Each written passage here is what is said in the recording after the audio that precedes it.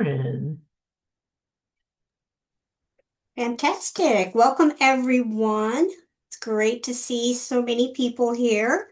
Um, if you can come on camera, I would love it. I like to be able to see your faces as I'm presenting. I do have two screens, so I'll also be watching the chat. So if you do have questions, feel free to drop them in the chat. I'm happy to answer them. My name is Sharon Dunlevy, and I am an educational advocate for children in foster care. What I've been doing recently is I have actually been training foster parents to be educational advocates for the kids in their care. And so I do a variety of classes around anything to do with child development and educational advocacy, like how do you get a 504, how do you get an IEP, those types of things. So I have a variety of classes that I do with that. And Luann, I'm going to send you, I've never sent you this link. I do have a hub of classes that where people can watch or classes that I have recorded in the past and actually get training hours for that by watching. And then you have to just email me what you've learned, and then I can get you training hours for that as well. But I'll send you a link to that hub so you guys can be in there. So today's class is on trauma and brain development, and I am going to be, I would like this to be kind of a dialogue, but I understand we don't want your voices, but I am going to be offering you opportunities throughout the class to drop some answers into chat, just to kind of get a sense of where you guys are and what your concerns are. So to start off, I would love for you guys to drop in the chat what are some things that you're hoping to learn tonight. And while you're doing that, I'm going to go ahead and share my screen and get myself all set up.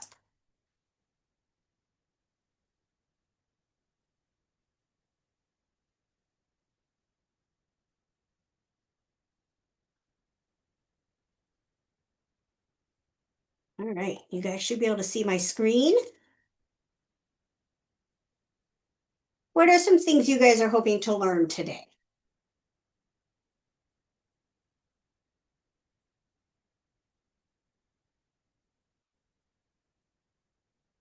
Yes, how trauma affects the brain. Yeah. Yes, hoping for encouragement. Parenting trauma isn't easy. I promise that if you do not walk away with a little bit of encouragement, then you have permission to fire me because yes, I am all about practical training. So I am going to give you some steps.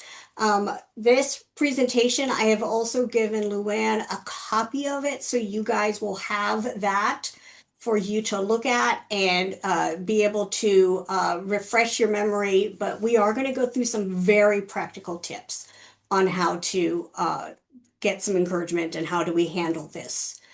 Let's see what else we have. Deeper understanding and compassion. Yes, that's a great one, Grant.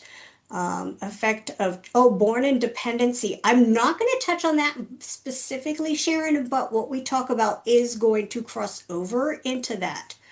How to help their 6-year-old manage meltdowns, calm the body, rewire them. Yes, we're going to do lots on rewiring. Um, Another one that has exposed infants. Let's see, a lot of these are kind of the same. How it can affect, manifest into classrooms. Good one, Stacy. Yes, I do talk about that a lot. Long-term trauma, managed trauma, perfect. Just trying to soak in as much info as possible. I like that. Um, yeah, and emotional dysregulation. All right, perfect. We're going to touch on most of these things. As I said, I'm not specifically going to talk about like exposure to alcohol or drugs, but we will talk about trauma in general, and a lot of this will apply across the board. So, brain development. We have learned a lot about brain development in the last few years, and it's really changed how we think about the brain and what we know about the brain and what we know about trauma. And we're going to continue to learn more things. So some of this will change as we go, but the nice thing that we have learned is that the brain was designed but to grow, to increase its sense of knowledge. It was designed to do all those things. So we're going to look at typical brain development first. So this is a scan of children, typical brain development for children at each of these stages: 1 week, 3 months, 1 year, 2 years, and 10 years. And what you'll notice is while the inside might have a little bit more dark space increasing, the outside of the brain around the edge, that black space starts to go away as the brain develops. And so that is the brain actually growing physically in the brain.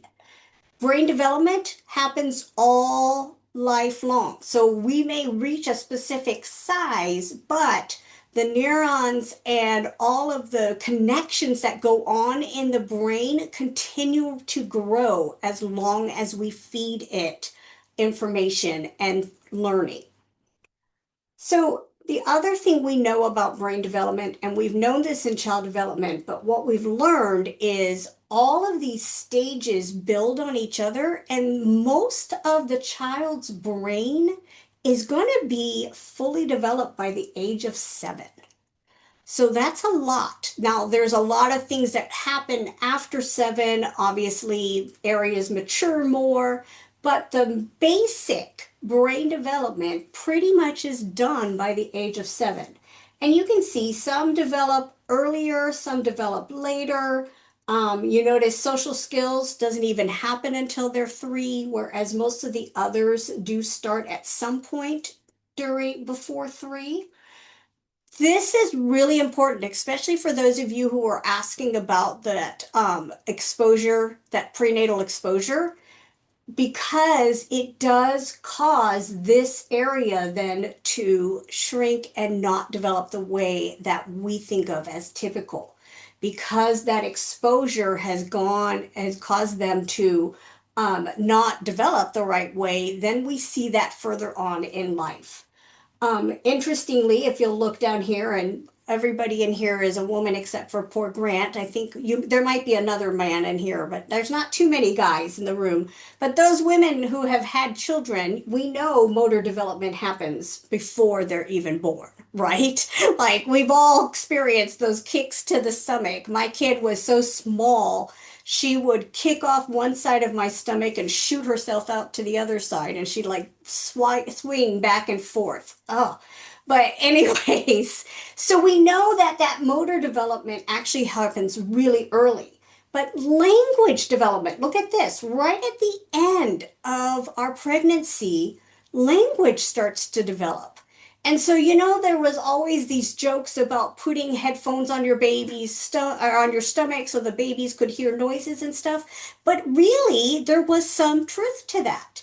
And I will tell you, I'm a singer, and I used to sing in church all the time. And I swear that my kid was born knowing the words to Mary, Did You Know? Because I was singing that in church, and I was practicing it right before Christmas. My kid was born in November, and I was practicing to sing that in church that year. And so I swear she was born knowing those words. So, the brain is an amazing thing, and it's amazing how it can grow typically. However, we know trauma, neglect, abuse, trauma responses causes the brain to not develop typically. And that development is not just the mental and the emotional, but is physical. So here is a 3-year-old normal brain and then an extreme neglect brain. Look at all that black space in the center here. The size is significantly smaller. I mean, this is really drastic, right? And so those of you who are talking about prenatal exposures, a lot of this is what you see with that prenatal brain, is that it is so shrunk. The good news is our brain was built to grow and become better. Here's another view of this. Our brain is made up of all these connections called neurons. And each neuron has these little nodes on them. And all of those nodes are areas of learning. So a normal brain is going to have a whole bunch of neurons with lots and lots of nodes. A brain that has experienced some type of toxic stress, abuse, trauma, neglect, all of those, is going to have fewer neurons with fewer nodes. And these nodes and these neurons all start to connect with each other, and those connections are going to be broken. You can see here, there's all sorts of broken connections where they're not connecting into that hippocampus. So we know physically the brain and trauma will cause the brain, or the trauma will cause the brain not to develop typically. It's going to have the way the brain develops is through experiences. So, and it goes through experiences either positive or negative. So if a child experiences a lot of negative, certain parts of their brain are going to grow stronger. Usually that survival instinct that we know that's in the back of the brainstem here, that step area will become stronger. And the frontal lobe, where we know the thinking brain is, will might become smaller and less developed. When that happens, we know kids tend to live in that fight, flight, freeze, or fawn. Sometimes it's called fawn, sometimes it's called flock. I've heard different terms, but um, the way I like to explain this is when a kid experiences an event or multiple events, they have a trauma response. And that response usually is going to fall into one of these four. Flight means that they're going to run away, they're going to shy away from it. You're going to see kids with that flight response be a little more introverted. They may be retreat to their room. They may hide. They may be the ones who run away, who actually elope from the home. Those are all flight type responses. Fight, we can tell that's going to be that aggressive response, right? As soon as they feel like their survival is at risk, they're going to come out fighting. And they may use words, they may use their fists, they may punch, kick, throw things. All of that is that fight response. They are in that survival brain and they're trying to protect themselves. Freeze is a little harder to understand, and sometimes we're not ready for it. Freeze response is that response when something bad happens and you'll freeze for a second, literally. So the example I like to use is I was dating a guy one time and we were in his car driving across the railroad tracks, and all of a sudden, I mean, the train was way down there, but the arms started to come down while we were in the middle of the track. He literally froze on the track. His foot came off the gas. He was frozen. He could not move.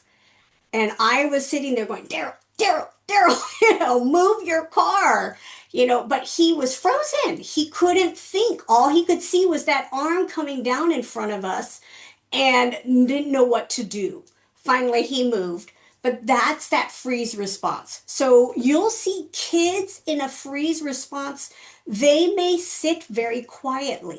Sometimes we'll have a kid that comes to our home that seems so well behaved, right? They're so quiet and they seem like they're never any trouble. They don't ask for anything. Sometimes that's a sign that actually they are in a freeze response. Because that, depending on their age, that's not always normal, right? If they're a 4-year old and they're always quiet, that's probably a sign that something's wrong.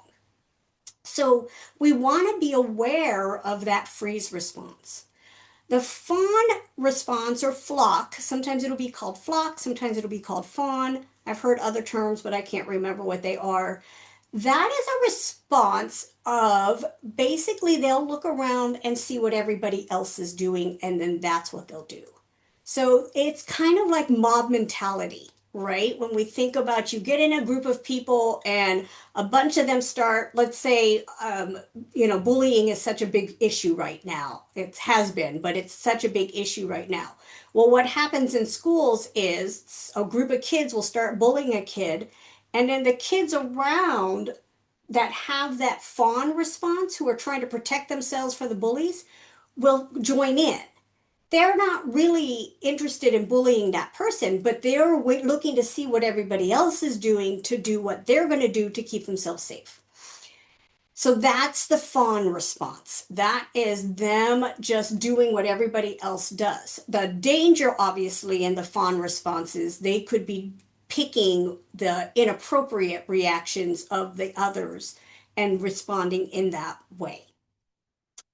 Um, what happens with the brain and those neurons is the areas that get the least amount of attention, those neurons will actually start to shrink.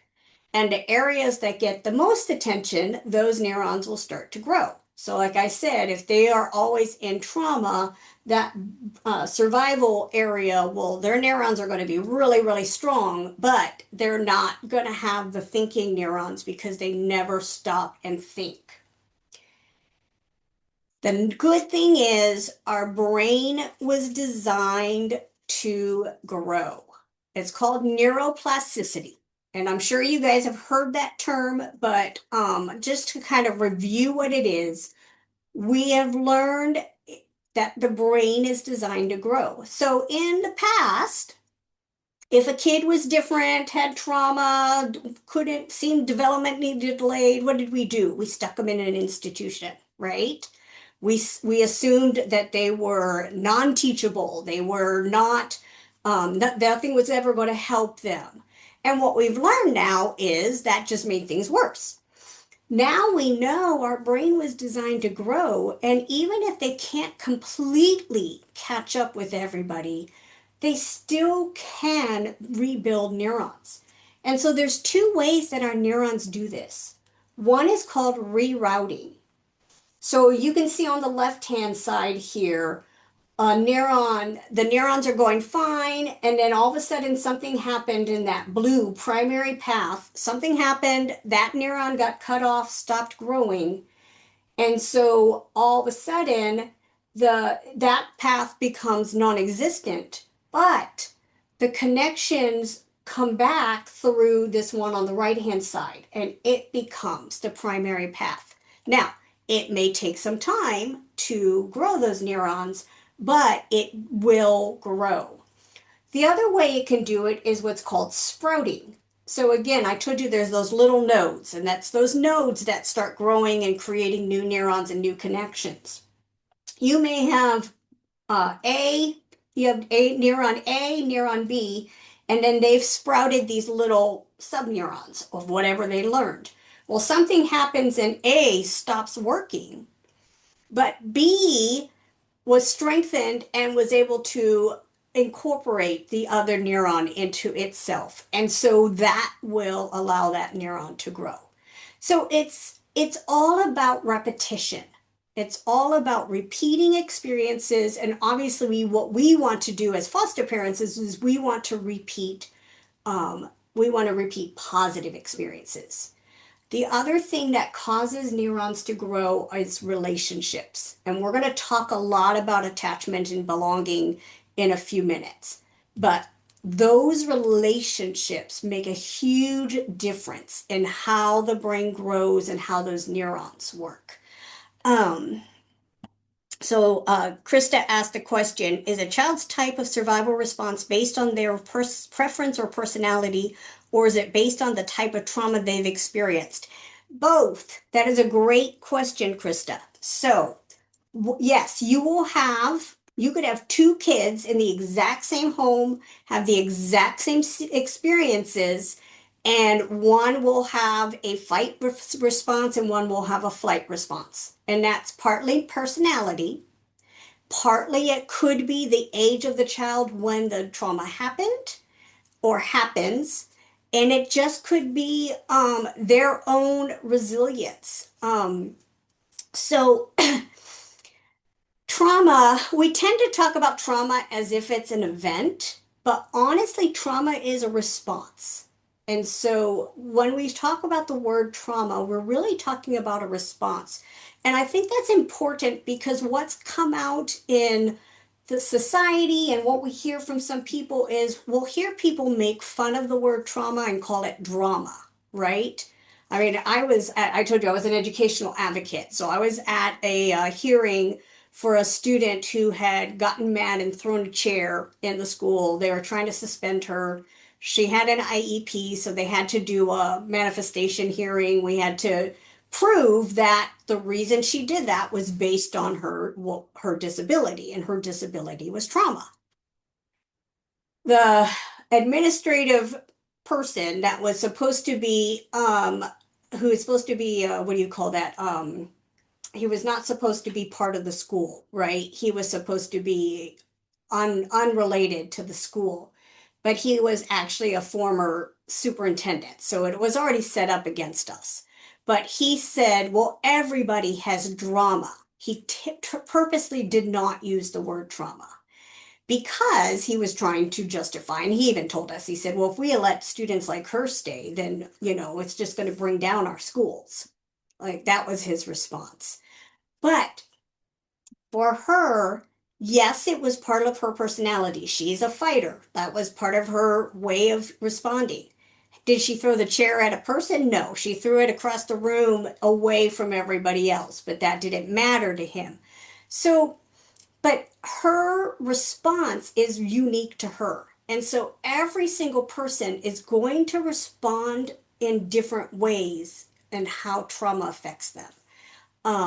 Some of it has to do with how severe the trauma was. Some of it has to do with what age did they experience it. Some of it has to do with when they were younger, what types of attachments did they have? So a child who was neglected um, will not, they'll not respond the same way as a child who is abused necessarily. So there's a lot of things that go into it, but you can pretty much pick up what type of response they're going to have pretty early. You're going to start seeing those signs. You're going to start seeing the aggressiveness or the hiding in the room or hiding under the table.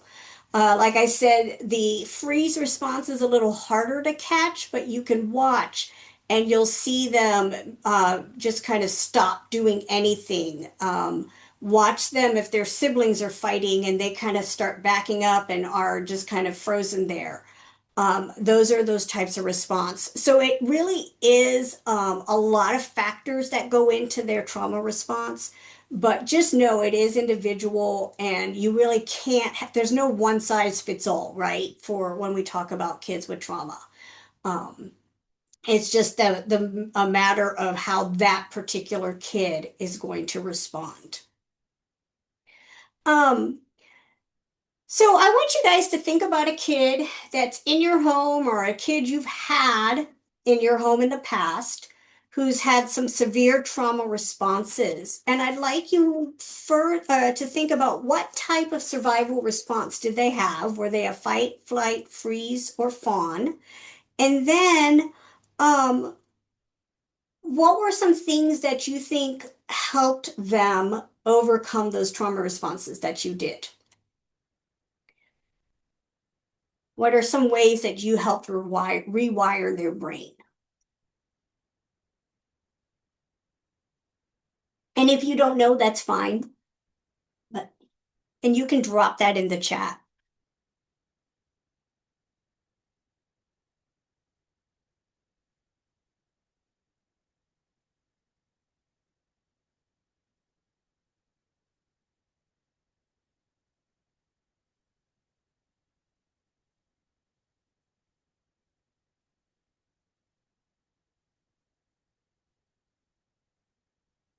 Carolyn had a fight. Adults stayed calm and we set up space for them to sit quietly while holding an ice pack. Yes, um, engaging their senses is a big way that we're talking about bringing some kids, helping them de escalate, is engaging their five senses. touch and being a very strong one. Um, let's see. Jenny says, I have a kiddo who shows signs of fight and fawn depending on the scenario, which is not unusual. Yes. Um, some days are better than others. So hopefully, Jenny will give you some tools as you leave from today that you can help, that will help. Katina, flight, consistent responses to them, not escalating when they do. Yep, giving them a moment of respect. And respect a moment of space. Good. Freeze and fawn. Theraplay. Yes, theraplay is really good. Physical touch, one-on-one time, co-regulation. And yeah, co-regulation is going to be big. I see it coming up again with Krista. Co-regulation, going back to infant, like regulating, wrapping him in a blanket. Yes, fight response, having that kind of the weighted blanket, those types of things. Hold him and rock him and talk to him like an infant. Fight, we did the opposite and didn't escalate. Yes, you have to do the opposite of the kid. They learn that. Fight, didn't get them what they wanted. Yes. Relational connection after the fight was enhanced. Good. Freeze, just reassuring them that you're not angry. Yeah, sometimes that was what triggered the abuse, right? Was that somebody was angry at them. So if they're worried that you're going to be angry at them, then they're going to freeze and then not know what to do. Currently experiencing fight, which is very difficult. Yeah, we remain calm after she's calm, give her lots of love. Repetition, calm voice, voice activated, no touch. He's a fighter. He bites, throws things, and will yell. Working one-on-one with BRS help. Good. Uh, Fight, speaking quietly, staying calm, redirecting. Sharon's a GAL, but food hoarder as a child was food neglected. Um, Food hoarding is a very interesting survival response. And I would equate that with that flight because it's kind of like removing themselves. If the food is where they are, then they don't have to interact with anybody else, right? There's a little bit of a barrier there. And so I would say that that is probably a flight response, is food hoarding. Um, Setting up a positive reward system. Okay, these are all great, right? These are all different ways of handling this, and we'll talk about these more.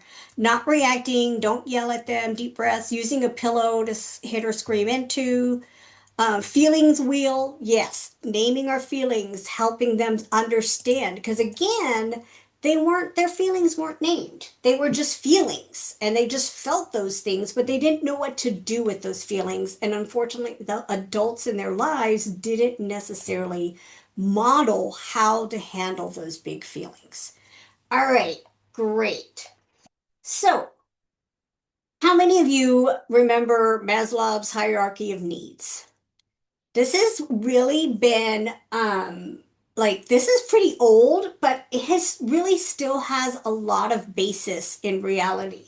So the way Maslow's hierarchy of needs works is you have to have the base before you can start working up, right? So you have to meet the physiological needs. If somebody is starving, they can't drink, they don't have shelter, they're not going to be able to worry about their safety, love or belong, have respect, or finally reach the pinnacle of self-actualization. They are going to be too worried about the fact that I don't have any place to sleep and I'm not sure what I'm going to eat tomorrow. Then you start building up on these. Well, when you look at the principles of trauma-informed care, the first step we think of is creating a sense of safety. When a child enters our home, the very first thing we want to do is make them feel safe. The next step is building resilience through positive relationships. So after they feel safe, then we're going to start working on helping them feel like they belong, that they're part of the family, that they can connect with us. Then we can work on managing emotions and behaviors. So what happens, unfortunately, is a lot of times we try and skip right to this third step.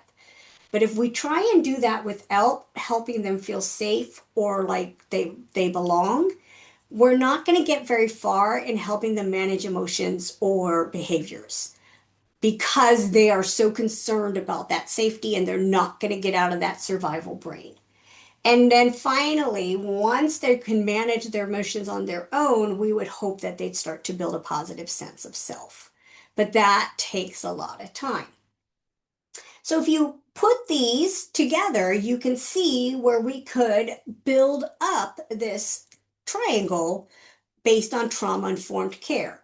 So physiological needs, as soon as a kid is placed in your home, hopefully their physiological needs are being met, right? If they were removed because they were not receiving consistent meals or they did not have a safe home to live in, you guys, they're put them in your home. They now have a bed. They now have food. I mean, it's pretty strict what foster parents have to provide, right? I mean, sometimes I know that I've heard foster parents complain that, we can't have a trundle bed, but the kid, they can go home to a trundle bed. I mean, our restrictions as foster parents are much more than usually even a primary or bio family. So then our next thing is we want to create that sense of safety. We want them to feel safe. We want them to feel like they are able to make mistakes without getting hit or locked in their room or whatever happened to them in the past. And then we want to build those relationships. We'll help them with their emotions after that, and then we'll build a positive sense of self. So, the rest of this class, we are going to go through each of these steps and talk about how do we do this in our home? How do we create that sense of safety? How do we start building those positive relationships? How then do we help them manage their emotions? And finally, how do we help them build a positive sense of self? I came to foster care as a teacher. So like I said, I was a trained special education teacher. I took this job as an educational advocate in a licensing agency here in Indianapolis. And I had all that special ed background. I had not worked in child welfare, but one of the things that just shocked me to the core was how many kids I worked with trying to get their grades and getting them graduated and all of this, and they would just tell me, it doesn't matter. I'm not going to live to be an adult. And I mean, that just broke my heart, right? I mean, I see a bunch of you nodding your heads. You've heard these things. These kids don't always believe they have a future. And so we have to give them that sense of self that yes, they can succeed, but to do that, they have to have this foundation. And so we've got to build from the bottom up and then get them to that positive sense of self. And it's hard when we don't always have them for a long period of time.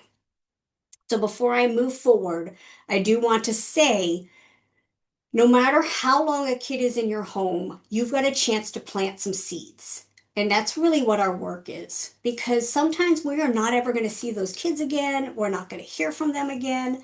I've got a couple of my kids that I've worked with in the past that are still in touch with me, but most of them, I don't know what's happened to them. And that's hard, right? It's hard not to have that continuing relationship.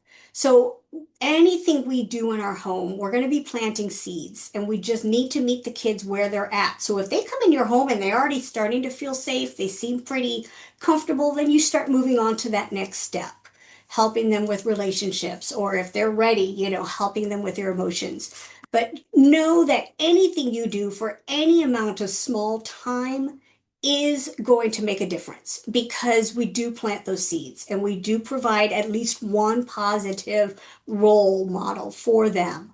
So even if I don't want you guys to feel like, well, why should I bother, right? Because I want you to remember that you are making a difference, even though we may not always see the results of that. All right, let's start with creating a sense of safety. When we talk about safety, physical safety obviously is number one. So when a kid enters your home and you start, talking about rules and stuff, I always tell foster parents kind of start with just a couple of rules. Don't go too crazy with rules, but couple of rules that are really focused on physical safety. There are going to be certain things that is just physically, you can't do that because it is not safe. And then emotional safety is next. And that's because, like I said, a lot of these kids were abused or neglected or whatever because they were told that they were bad, that they did something wrong, they made a mistake, and they've learned, their neurons have been triggered to believe that a mistake on their part is going to equal some type of abuse, neglect, some type of punishment. And so we want to make them feel emotionally safe. We want them to feel like they can come to you with anything and that you're going to listen calmly. You're not going to judge, right? All of those things. Predictability is another way to build sense of safety. Again, I know people are in and out of your house. You got doctor's appointments, therapy appointments, things going on at school. As much as possible, creating a consistent schedule is really helpful.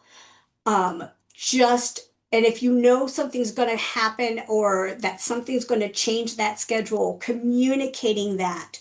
Over communicating is better than not communicating. So, if you've got kids who are very easily triggered or um, are not really in their thinking brain, sometimes a visual schedule will help, creating some type of calendar or something that shows like they get up and they brush their teeth and then they do breakfast and then they get their bag together to go to school. They go to school. After school they do this day, and if you can have that as a visual, sometimes that'll help them. um, the other way to make sure that you're being predictable is being consistent in your responses. So all the rules should apply to all the members of the household. They may vary based on age. So every member of the household has a bedtime, but those bedtimes could vary based on age. But we all have a bedtime, right? Every member of the household should have chores. And those chores can vary based on age, but everybody has a chore. Those types of things, if we don't make exceptions, we're consistent, we continually try and be predictable, will help them feel safe. Um, Working with the schools so that they know what might trigger a kid if they don't like transitions very much, then talking to them about how can we make transition from one class to another class easier, those types of things. And then ways that you're going to know that they're starting to feel safe with you is they're going to start wanting to build attachments with you. So, because that is the next level, right? So you're going to start seeing them forming attachments. They're going to be coming to you when they're upset or when something didn't go the way they wanted. You're going to obviously see some calmer behavior. They're not always going to be hyper vigilant or hiding in their room. They're going to show curiosity. Kids who do not feel safe are not going to experiment. They're not going to show independence. They're not going to do things on their own because they're going to always be worried that they're going to do something wrong. So sometimes what we think that they are avoiding a chore because they just don't want to do it. Sometimes they're avoiding a chore because they're afraid they're going to do it wrong. And so remember that kids with trauma, they may need to be told the same steps over and over because that's how the trauma brain works. It doesn't always retain information. Again, visual help can work. So, for example, we hosted foreign exchange students for several years, and they were teenagers, but they were coming from Europe. And in Europe, it was very obvious that the kids there did not have to do chores as much as ours do. But the agency we were through said that we had to assign chores to every student that we had. And so, okay. So every student we had to do their own laundry and they had to load the unload the dishwasher. My husband is very picky about how the dishwasher is loaded. And so he would want it loaded a very specific way. And most of the girls would pick it up. But we had one set of girls that just, I don't know, I just think they just didn't care. He just threw the stuff in and went off to do the next thing. But in that type of situation with a kid with trauma, you could take pictures, right, of how you want the dishwasher to look and then post those pictures near the dishwasher. So as they're loading them, they can see how it looks. If any of you have ever worked in the fast food restaurants, they will often, if you go behind the scenes and they're making your hamburgers, sometimes they'll have pictures of like what a hamburger is supposed to look like step by step. Because it is supposed to be a very specific way. You're not supposed to just throw things on there. They're supposed to be layered a certain way. So those types of things can help them. But as they start to do these things on their own, then you know that they're starting to feel safe with you. The other signal of safety, and I always hate to bring this one up, but how many of you have had a kid, they go to school and the teacher's like, oh my gosh, they're so good. They just behave so well. And they come home and they just unload on you. They're horrible, horrible, right? Everything comes out. Honestly, that can be a sign of safety. And I know that's hard to hear, but it means that they feel comfortable enough with you that you are not going to negatively punish them or physically punish them for acting out where they don't feel that safe at school. So that's a hard set signal of safety, but it is a common one that happens. So those are just some signs that you can see that a child is feeling safe. Now, before I go to this second screen, what are some things you can do in your home that would help children feel safe? Or what are things that you already do in your home? As soon as a kid is placed with you, what are some things that you do to help that kid feel safe? And drop that in the chat.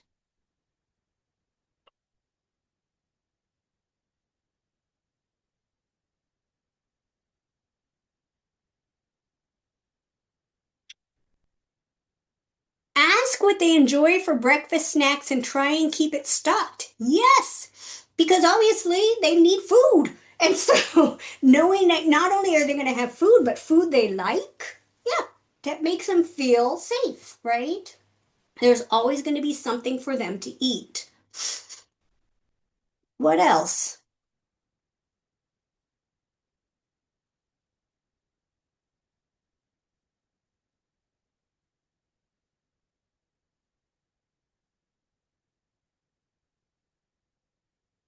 Pay attention when they want to connect. Grant, I love this one. Drop what we are doing and engage. Yes, it's so hard sometimes, right? We're in the middle of something, but when you got a kid who is reluctant to engage and all of a sudden they're engaging with you, hell yeah, drop it all. I'm ready to go. Let's take some time with each other. And I mean, honestly, the laundry will get done later, the dishes will get done later. It is time to spend with the kids. So that's a great one. Reminders, saying it verbally that they are safe. Yes, because sometimes that's never been stated to them. They don't know that they feel unsafe. All they know is that their anxiety is up and that's how they react. They don't really know the words for that. So naming you're safe. It's okay. I'm not going to punish you. Those types of things can really go a long way. Give them undivided time, help them find things to decorate their space and room. I love that too. Yes, make it theirs. It gives them that idea that this room is theirs. Especially if because we know a lot of abuse happens behind closed doors. So, bedrooms and bathrooms, a lot of times, can be scary places for kids with trauma. And so, we can make that space theirs. That helps to dispel some of that feeling of unsafety. Being present, asking for food preference, clothing preference, spending time together. Letting them check out the home. Yes, letting them just explore whether and ask them, do you want me to walk with you to give you a tour or do you just want to walk around? I mean, give them that choice.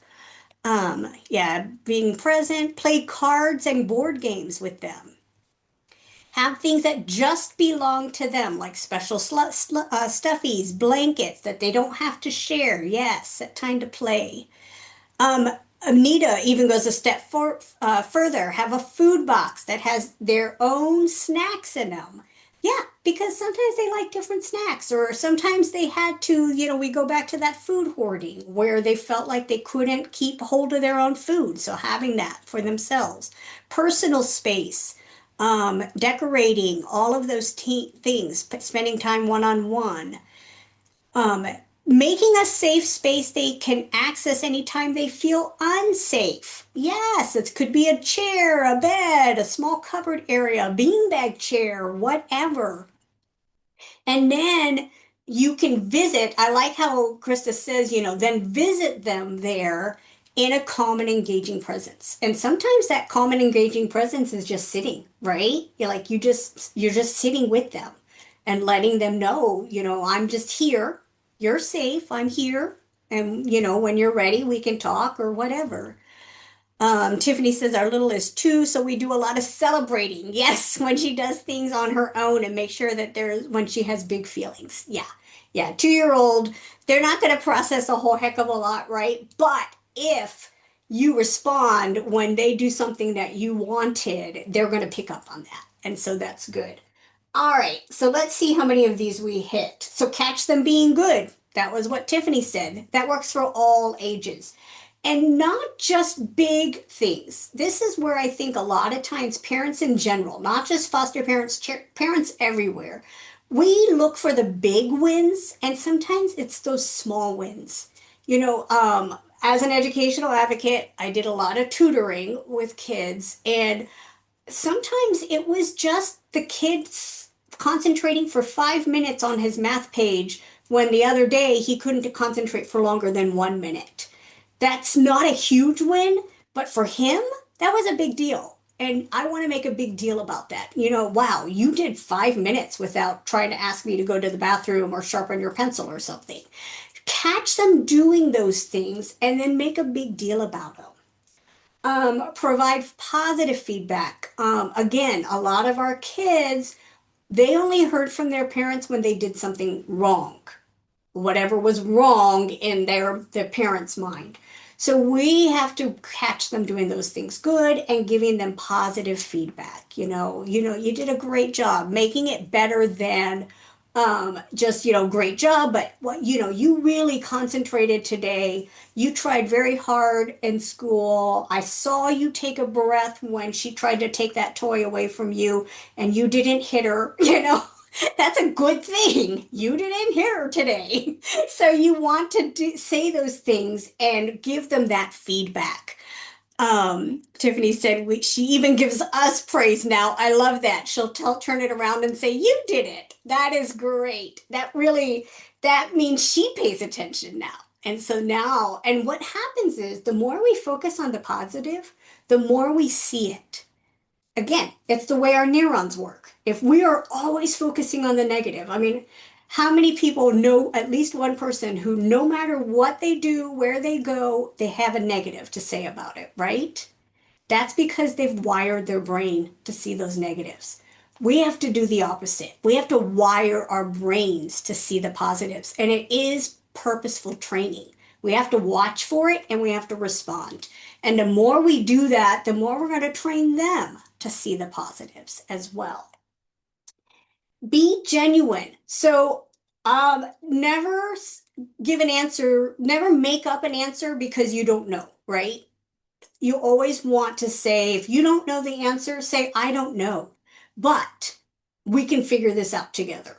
But I will ask somebody and get the answer for you. Kids, especially as they get older, they're going to have a lot of questions about their case. And there's some things you just don't know, or you don't know what you can or can't say. And so you can tell them that. I need to talk to your caseworker first, and let's see what she says or he says. And then we can talk about it some more, but I don't know. Be real. They know when we're lying. They know when we're being truthful. And it's always just best to be truthful. Be respectful. Um, when my kid's 23, 24, 24 now. When they were little, there was a guy that was really popular, but he was a parenting guru, supposedly. But he had this thing where he was like, you don't tell kids please or thank you. They should say it to you, but you don't say it back to them because you are in control. Absolutely not. If you want your kids to say please and thank you to others or to you, you have to say it to them, right? I mean, that doesn't even make sense to me. You model that for them. So be respectful. If you want them to be polite to you, we have to be polite back. We also need to, a bunch of you mentioned earlier, co-regulating. We got to be able to regulate our own emotions in order for them to feel safe enough to regulate their emotions with us. And so it takes a lot of deep breaths. It takes a lot of saying, you know what? I'm feeling a little emotional right now. I'm going to walk away. I'm going to calm down. And then when I'm calm, we can talk. It's okay to admit that sometimes we get overcome with emotions and they'll see that as genuine and vulnerable, but that means we're being trusting of them. And we're also modeling a way to handle conflict. And so we need to be willing to say those things. And I mean, I don't know how many times I walk out of the room, when I was raising my kid, because I was like, or tag team somebody. If you've got a spouse that you can tag team, hey, you need to come and deal with this because I got to walk away right now. But be real about yourself. Be consistent. We already talked about that. Routines are good. It helps them. We have to be consistent in how we respond. And then watch for those triggering events. A lot of times when kids come to your home, you don't know a whole heck of a lot about them, right? And also, you may have heard what you thought was the abuse or neglect or whatever happened to them, and then something new comes out that you never knew happened, or things like that. So you just have to watch. So, being present all the time, paying attention, really being watchful of what might have happened and what causes behaviors. Because the more we know what those triggering events are, the more likely we can reduce them. And that's something that you can share with the school because we want to be in partnership with the schools, right? I mean, these kids spend 6 hours a day at least in school. So they're spending a lot of time with another adult or other adults. And so they need to know as much as we do in terms of how we handle certain behaviors. So setting up a positive relationship with the school where they are watching for events and you're watching and you're working together to manage some of that. All right. Other thoughts about building or creating a sense of safety in your home? I don't see anybody typing, so let's go on. How about building resilience through positive relationships? So there's four big types of response or support, social support. The first one is emotional. Everybody wants to feel understood, accepted, loved, and cared for. I mean, that's just basic human needs, right? We all want to feel that way. So we obviously want the kids in our home to feel understood, accepted, loved, and cared for. We know that it's not enough just to say we love them. They probably won't believe us, or they'll do the opposite where they like latch on, right? And I love you, I love you, I love you, and everything's like that. And sometimes that's over the top. So we want it to be real. We want their emotions to be real. So we want to make sure that we are understanding of them, that we're trying to listen without judging. I'm sure most of you have practiced active listening. Active listening is where you listen without thinking about what you're going to say. That's really hard to do. My mother-in-law, I swear, she never heard a word any of us said because she was always thinking of what she wanted to say. And it could be on a completely different topic. And, so we've all experienced somebody like that, right? You don't feel like you're understood when somebody's doing that. So you want to be actively listening, to hear what they say, and then remember that communication, 20% of communication is our words, 80% of our communication is nonverbal. How are we holding our body? How are we holding our face? What is our tone of voice? What are some of those other things that we're communicating? Are we putting our arms like this? Are they putting their arms like this? Obviously, they're building a barrier, right? We want to be cognizant of that as well. So as we're listening to them and trying not to judge, etc., we want to be open. We want our body to be open so that they feel like they're comfortable. I had a couple of the kids that I worked with mention to me that they really hated it when adults would put their hands in their pockets or behind their backs. And it was because they were abused and the abuser would be hiding whatever instrument they were going to use for the abuse. So keeping your hands where they can see them gives them that sense of safety, but also just knowing that you are being open. Um, Social belonging is that idea of feeling like they fit in, that they have,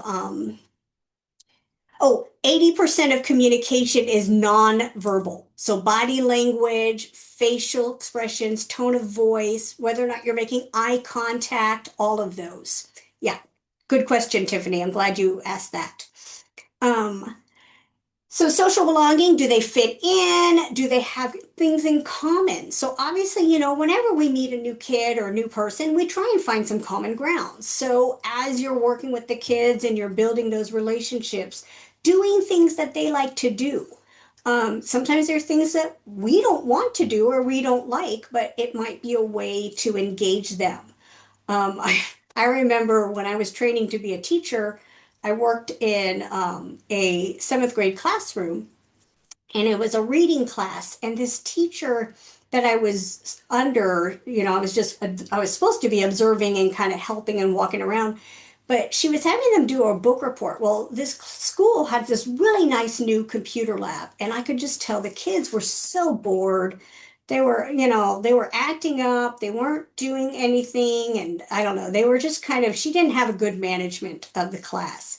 And I asked her, I said, well, you've got that great new computer lab. Why are they not learning to type their book report on the computer? She goes, oh, well, because I don't know how to use the computer, so I don't know how to teach them. I was like, well, let me tell you, I bet you the kids in this classroom know how to use the computer and can teach each other. So we took the kids down to the computer lab, and let me tell you, the one kid who caused the most problems, he taught everybody in the room how to use that computer. And it changed the whole dynamic of the class, right? Because we worked with them on having them do something that maybe we're not comfortable with. I have a lot of parents who'll tell me, my kids are always playing games on the computer or on the thing. Play with them. Like that can be a bonding, and trade off. So have them teach you a computer game and then you teach them a board game that you played as a kid. And then it starts building some of these common grounds, but you're also giving them a little bit of power. And that's going to become really important. And we'll talk about that even more later on. But find those ways to engage with them and find some points of connection to help them feel like they fit in. Feeling needed. That's one I think that we don't always focus on. We tend to think of them as, they need us, but we want them to feel like we need them as well. They don't want to just feel like, they're in our house. They want to feel like that we want them there and that we value them. So feeling needed, having them do chores, obviously, and emphasize that as a part of our family, everybody does a chore. And so that automatically puts them as part of the family.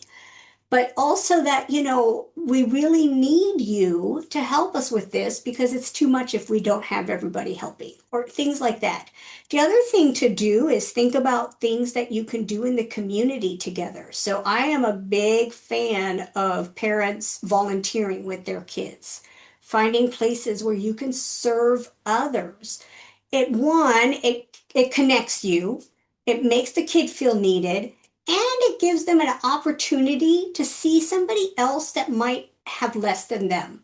Because a lot of kids with trauma and kids in foster care, a lot of focus is on them and on them, helping them and making things better for them. And sometimes they forget that there are other people out there who have suffered too.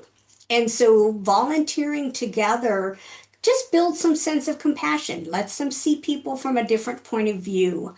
And it gives them, like I said, that sense of feeling needed. Reliable advice and problem solving. So they want to feel like they have people they can depend on. And that doesn't have to be just you. So a lot of research has gone into adult and teen relationships, and what they have found is that teenagers really need 2 to 3 non-parental adults who are invested in their lives to help them transition into adulthood. These are people that they know they can turn to if something comes up or that they feel safe with. And these non-parental adults, sometimes they'll open up to them and not to us. And that's okay. Having a mentor, having a teacher that they're very comfortable with. If you are religious, having somebody in your religious community. My 23-year-old, I used to be a children's minister, and my old church, a bunch of these ladies watched my kid grow up from being born to 24, and they are friends with my kid. And so, and that's been really helpful for my kid, especially as they were going through they're trans, and so they were going through some things with gender identity and all of that. And so they were very supportive, and that was really helpful for them to know it wasn't just, mom and dad are supporting me because they're mom and dad, but that others were supporting me as well. So they want to know, that they can have some people that are reliable and help them with some of those problem solving, and also somebody who's not always going to just jump in and solve the problems for them, but encourage them to work through the problems. So working through those problems together. So thinking through this, who are some safe adults that the kids have in their life right now? Kids that you have in your home or you've worked with. Who are some of the safe adults?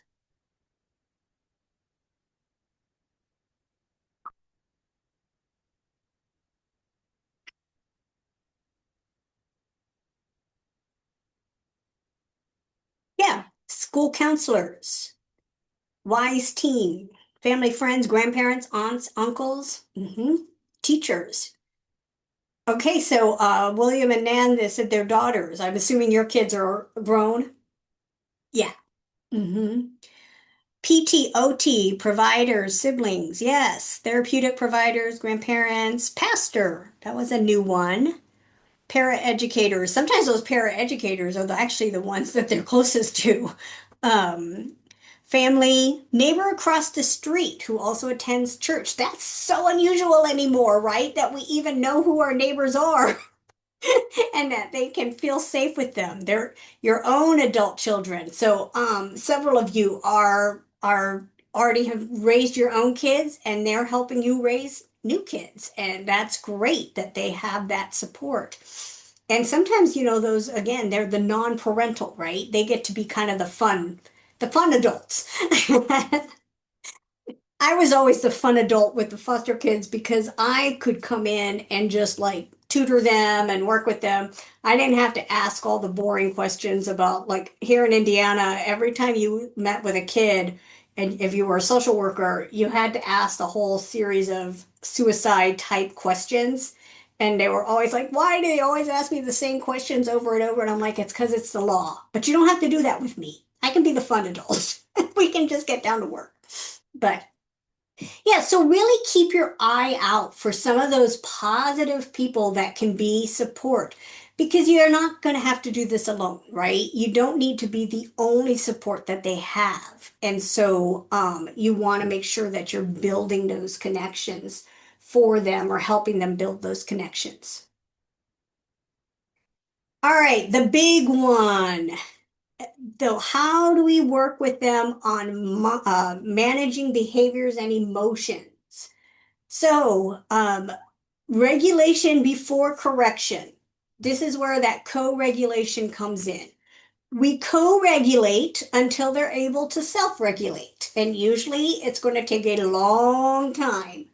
And co-regulating does remind us that we need to self-regulate. So if we're thinking about it in that way, it helps. So when a child is escalating or has escalated, you know that that is not the time to try and talk to them about why they're feeling the way they're feeling. Right? You're not going to get anything from them. They don't know. So first you need to breathe, be positive, as you're approaching them, you want to be open and easygoing. This is where that 80% of nonverbal will come in. Your open body language, your face is calm, your voice, lower your voice. One of the things, as women, we tend to, our voices tend to get higher as we get mad, right? So we need to actually think about lowering our tone, slowing down our speech so that we're not sounding too screechy. And that's just, I mean, women, we're at a disadvantage. Our voices are higher anyways, but they tend to get higher when we're emotional. So thinking through that. And what happens when we do this, when we're very deliberate about thinking, okay, I need to breathe. I need to keep my hands out where they can see them. I need to lower my voice. If we're thinking about that, we've moved ourselves out of our survival brain into our thinking brain. So that's why when mom would tell you count to 10 when you're angry before you speak or whatever, that was because back then they didn't know all this, but they knew it worked. Well, we now know it's because counting to 10 engages the thinking brain. And so it takes us out of our emotions and it causes us to get back into that thinking brain. So that's what we want to do. We want to do all the things that we can to help ourselves calm down so that we can help them calm down. We want to be attentive. So we talked about having that safety area where maybe we just sit with them, but we don't necessarily have to engage. But we do want to make sure that they're safe. We need to clear the space if they are having a major meltdown and they're in danger of hurting themselves or other kids, making sure that we've cleared the space and let them know, you know, I'm worried about your safety. We're going to move some things around so that you can calm down without really getting them, you know, not telling them calm down because that's not going to work, right? But just I'm going to keep you safe. So be attentive. What's the dangers around?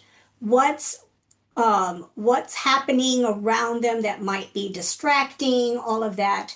And then you can start talking to them a little bit about their emotions. Wow, I can see you're really angry. I can see you're really hurt. It looks like your feelings were hurt. I can see you really want to cry, and that's okay. Crying's okay. So, saying those types of things, just helping them name it without having to talk to you, you're just naming it for them and you're just being there. Then, once they've calmed down, because hopefully it won't take too long, but once they've calmed down, that's when we can start talking about it. This is when you can start asking them things like, you know, okay, you got really angry about this and you threw that toy. Next time you get angry like that, what might be a different way you could respond without breaking a toy, you know, and have them really think that through. Um, if they're old enough, you can actually even have them practice the responses.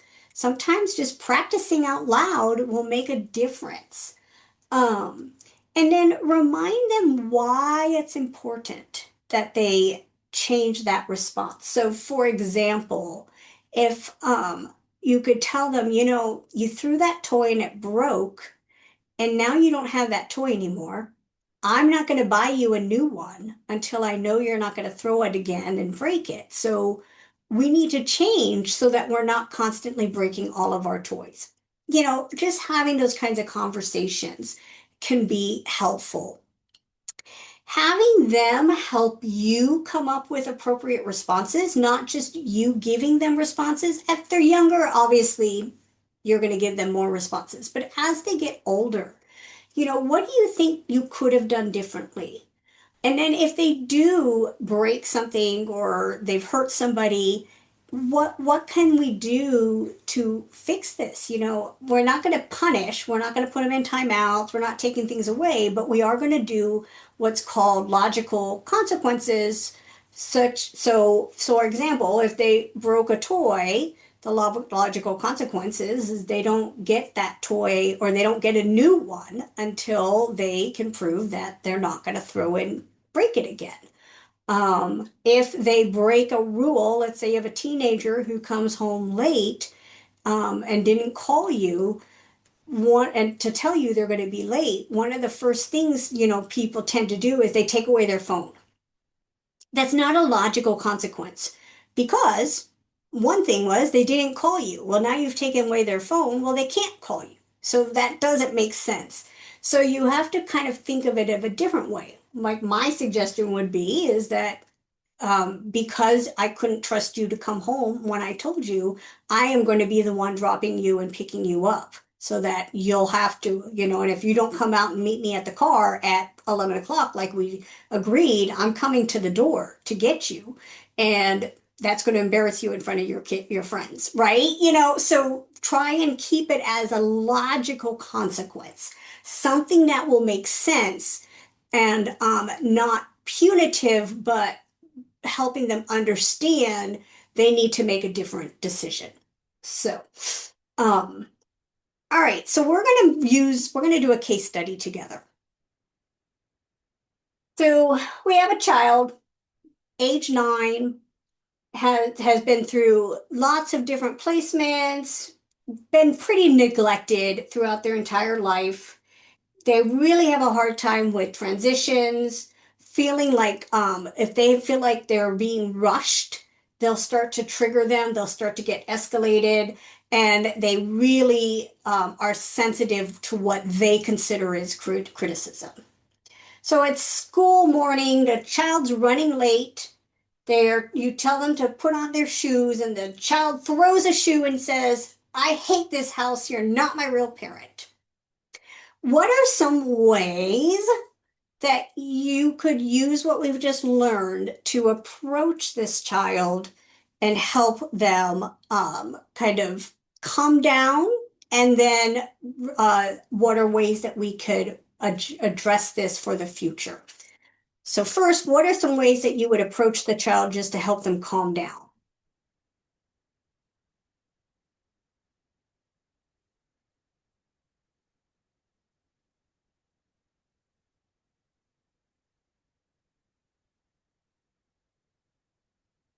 Encourage them to pause and take a deep breath. And if they don't want to take a deep breath with you, you can do it yourself. You know how yawns are contagious? Like if somebody yawns, you want to yawn? Breathing in general is contagious. If you breathe deeply and slowly, even if they don't realize it, they'll start to breathe deeper and slowly with you because it is actually was a parasympathetic thing that happens in the brain and they don't even know it's happening. So if they don't take those breaths with you, you can take those breaths and start to help them calm down. Kim says, I know it's stressful to get ready in the morning and I don't like having to rush around either. Exactly, yeah. Recognition of their feelings. Yes, I see that you're feeling frustrated. I know you don't like to be rushed. I'm sorry that we got behind today. Yeah.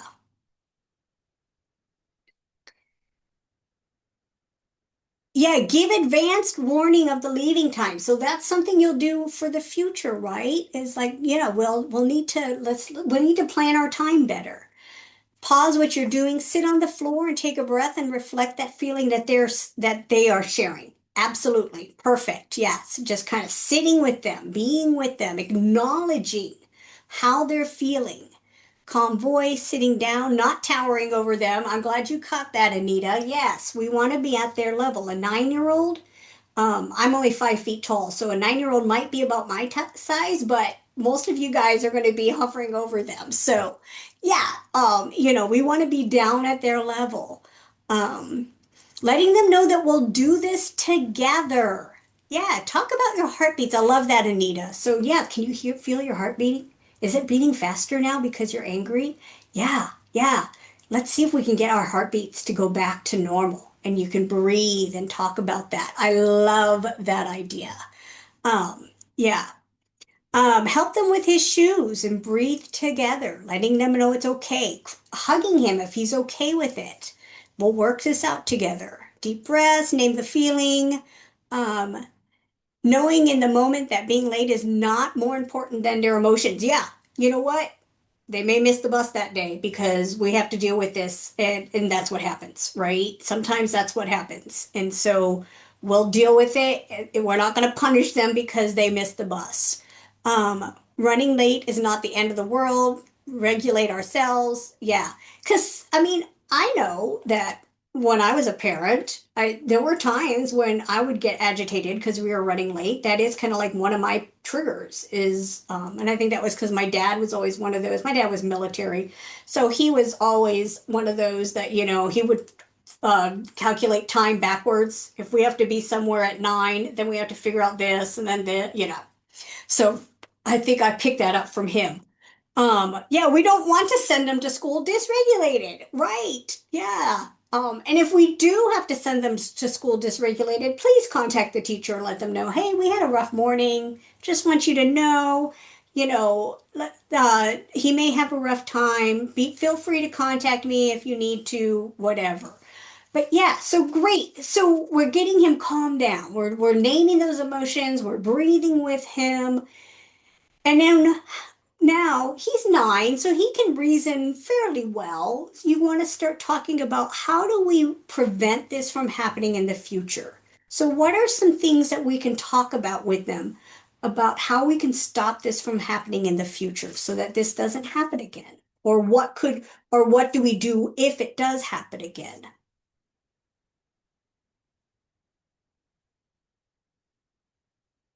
Alyssa says she's had this happen. Yeah, where everything's running around crazy.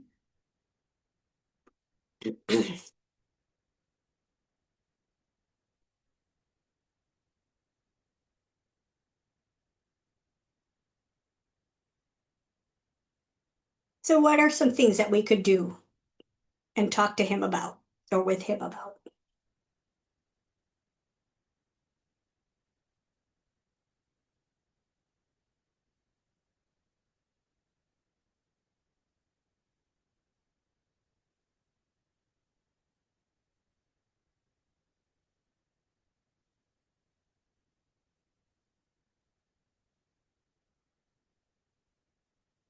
I see everybody typing. Yeah, discuss future appropriate responses. Asking for help. Kids with trauma find it very difficult to ask for help, and that's all because of trust, right? They don't trust the adults to respond the way that they want, and so they'll find it hard to ask for help. So yeah, remind them that it's okay. You could ask for help if you're having problems tying your shoes or things like that. Um, yeah, rather than throwing your shoe, tell me I'm making you feel stressed. Yeah, your rushing made me feel stressed. And have them, yeah, work with them. I like that, Krista, so that you practice that together. Because sometimes having that response ahead of time makes it much easier. Um, yeah. Um, Asking what I can do to help, planning his outfits, including his shoes the night before, positive reinforcement for getting up on time. Yes, yeah. Because a lot of times when they're running around, it's because something was out of place, or they forgot something, or we forgot something, or we got up late, right? There's a lot of reasons why. So, as much as we can kind of put into routine that, things ahead of time, we can eliminate some of this. Express that our feelings are valid, help them problem solve. Yes. Hold out on a conversation until dinner time because you got to get them to school. So really just making sure that they understand. I understand. You know what? We're going to get you to school. We'll talk about this later, but you're not in trouble. I understand you were feeling rushed and you got upset, but we're good now. Let's go to school. Have a great day and we can talk about it at night. I like that, Tiffany. Encourage them as much as possible. Maybe he was having problems tying his shoe and saying, I know shoe tying is hard for you, but you're making such great progress. We'll keep working on that. Um, Ask them, remember yesterday when we had some trouble? How do you want to manage that in the future? Should we add more time? Yeah, do we need to get up earlier? Do we need to set a time? Or maybe we need to sing a song. I'm all about singing. So, yeah, maybe we need to sing a song while we are getting ready, and that might calm us down. Set a morning routine and give them time warnings. When you have a difficult morning already, we walk more closely together. Yes, through the routine. Yeah, so if they got up in the morning and you can tell already that they're going to have a little bit of a rougher time, then yeah, maybe it's just you need to do some things with them rather than kind of letting them go through. Keep reassuring them. These are all great responses, right? These are all great ways that we are acknowledging how the child is feeling and then helping them find ways that we can handle this in the future. All right, so the very last tier, building a positive sense of self. Sharing power is builds competence. Basically, all that we're talking about is we're constantly skill building, right? We're building those neurons and we're building new skills. We're building skills on how to make relationships. We're building skills on how to manage our emotions. Well, we need to build skills to make us able to do things that we feel confident in ourselves. And so, a lot of what happens with kids in foster care is a lot of decisions were made for them. They did not choose to be removed from their home. They did not get to choose which foster parent they go to live with. They didn't get to choose what school they got to go to, right? There's a lot of choices made for them. So, one of the ways that we can help them get that positive sense of self is giving them choices. They have to be appropriate and they have to be choices we can live with. So, you don't want to, especially at the beginning, you don't want to give them open ended choices. But if you've got, let's say you've got a picky eater and you can give them a choice of you're going to make dinner. They do okay with chickens, but they don't like to do the vegetables. So you'll say to them, we always have to have a vegetable, but what vegetable would you prefer? Would you prefer corn or peas? Let them choose. Give them appropriate choices. Um, we talked about what the morning routine, when you lay out the clothes for the next day, letting them choose what clothes they want to wear and lay out. As many times as we can give them those choices, the better they're going to feel about themselves. And we're building, obviously, those independent living skills of being able to be independent, do things on their own, feel confident, all of that. So we want to give them a lot of those just little choices. Do you want to go to the park today, or do we want to, you know, play ball in the backyard? Things like that. And then mistakes support learning. So as I said, and I've said this several times, kids in foster care, they don't like to ask for help and they are always worried about making mistakes. So if we can turn around the idea that a mistake is bad and instead that mistakes are learning. The only way we learn generally is by making mistakes. We have to do trial and error.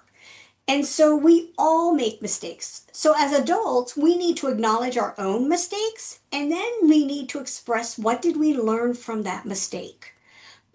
Telling stories from your own past. I do that a lot. And this happened to me and wow, I mean, I learned a lot because I did this and then this happened and now I know not to do that again, right? And so helping them um talk through those mistakes. Kim, you're so right. Choices make them feel in control, and then you have less power struggles. The last thing you want to do with any kid is to get into a power struggle. And unfortunately, as adults, we are not perfect. We are human beings. We have our own triggers, and sometimes we fight for power. I remember when Scout was 2 or 3, my husband Donnie was getting them dressed and Scout decided they wanted to wear 2 different colored socks. And I don't know why, but that just, Donnie was like, no, you have to wear the same socks and da da da. And I'm like, just let them wear 2 different colored socks. Who cares? They're 3. And now, like, that's the thing, right? Scout was ahead of the game. Now nobody wears socks that match. But, certain things, it's what, we've always said choose your battles. Well, this is a time when you choose your battles, right? So giving them that sense of choice, minimize those power struggles. Remember, you're the adult and you can help them work through some of that. So, what are some decisions in your home that you could safely return to your child? Think of some of the decisions that they could make in your home that maybe they're not making right now.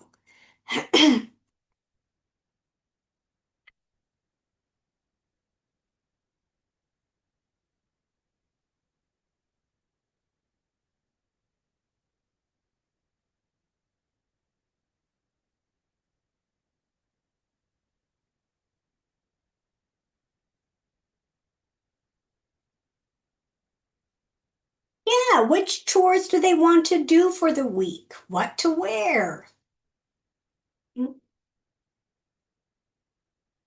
Uh, yeah, times, their schedule for showers, chores, homework, meal planning.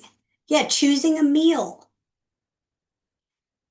Yeah, several of you thought about meal planning. Meal planning's easy, right? It's easy to let them choose a day when they get to eat junk food for dinner, if they like those chicken nuggets or whatever, we can pick a day to do that. Helping cook even. Absolutely.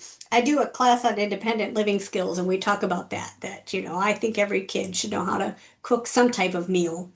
Um, Getting a special outing, yes. And it could be tied as a reward, but it could also just be, hey, we got this weekend free. What do you want to do? What's something that you've always wanted to do around town that we haven't had the chance to do? And what would you like to do? Yeah.